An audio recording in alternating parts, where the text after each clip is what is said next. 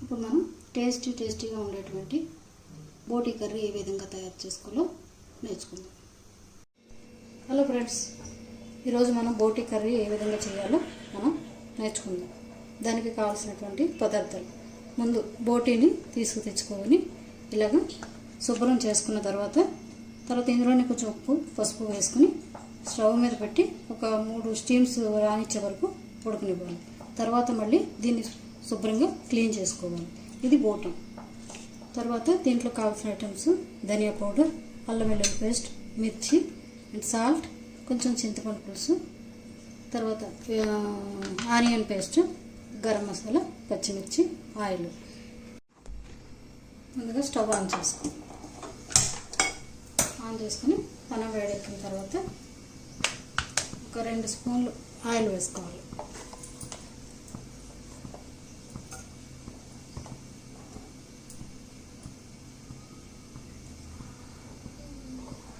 దీంతోనే మనం బోటి గోంగూర కూడా వండుకోవచ్చు. ఇన్ని రకరకాలుగా మనం చేసుకోవచ్చు. టేస్ట్ అనేది చాలా బాగుంటుంది. ఒక 2 స్పూన్స్ ఆయిల్ వేసుకుందాం. ఆయిల్ వేడెక్కిన తర్వాత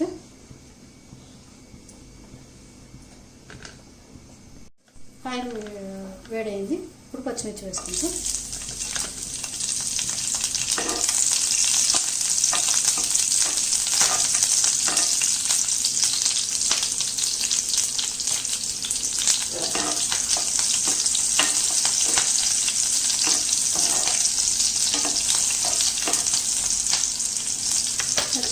ఇలా కొంచెం తర్వాత ఇప్పుడు ఈ ఆనియన్స్లో కొంచెం ఇలా వాటర్ ఇలా తీసేస్తే కొంచెం తొందరగా ఇవి వేగుతాయి.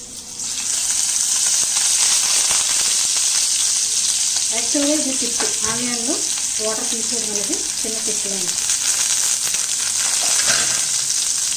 ఇది కొంచెం గోల్డెన్ కలర్ వచ్చే వరకు వేయించాలి.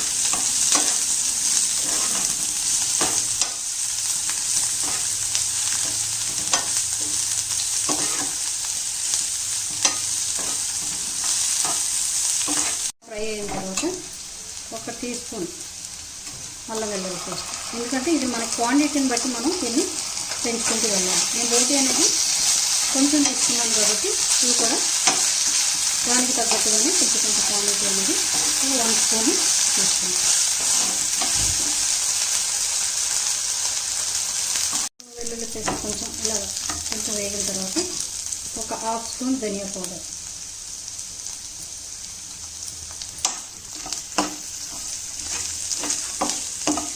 ఇలా ఫ్రై అయిన తర్వాత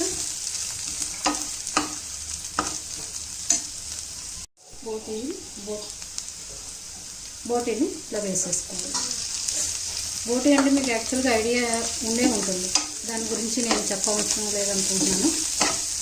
నేను కొద్దిసేపు ఇలా ఫ్రై చేసి ఇప్పుడు దీని మీద మనం ఒక 2 నిమిషాలు మూత పెట్టుకుందాం.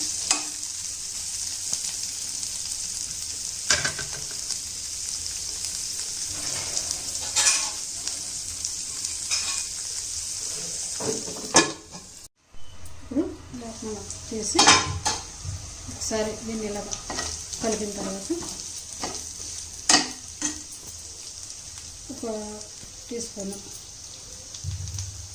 సాల్ట్ వేసుకుని ఇంకొక 1/2 స్పూన్ వేసుకుంటే సరిపోతుంది. అలాగే ఇందులో మనం చింతపండు వేస్తున్నాం కాబట్టి ఒక 2 స్పూన్స్ కారం వేస్తాం.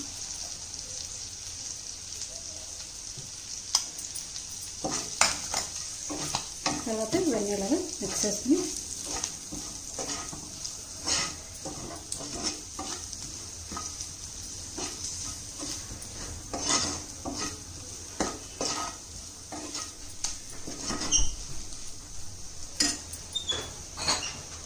తర్వాత ఇందులో కొంచెం వాటర్ పోసి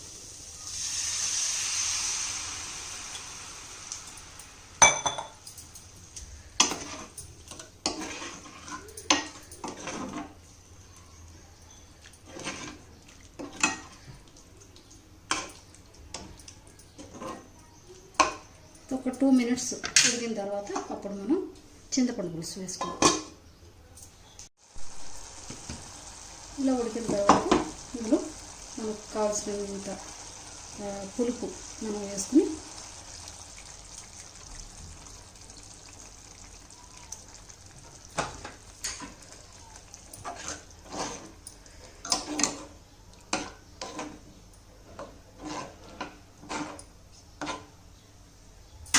దీన్ని కొంచెం మీడియం సైజులో పెట్టుకుని ఒక 5 మినిట్స్ కొంచెం దగ్గర అయ్యే వరకు ఉడకనిద్దాం. ఎందువల్లంటే ఆల్రెడీ మనకి బోటి అనేది ఒకసారి మనం బాయిల్ చేసుకొని పెట్టుకున్నాం కాబట్టి అంత టైం అనేది అవసరం లేదు.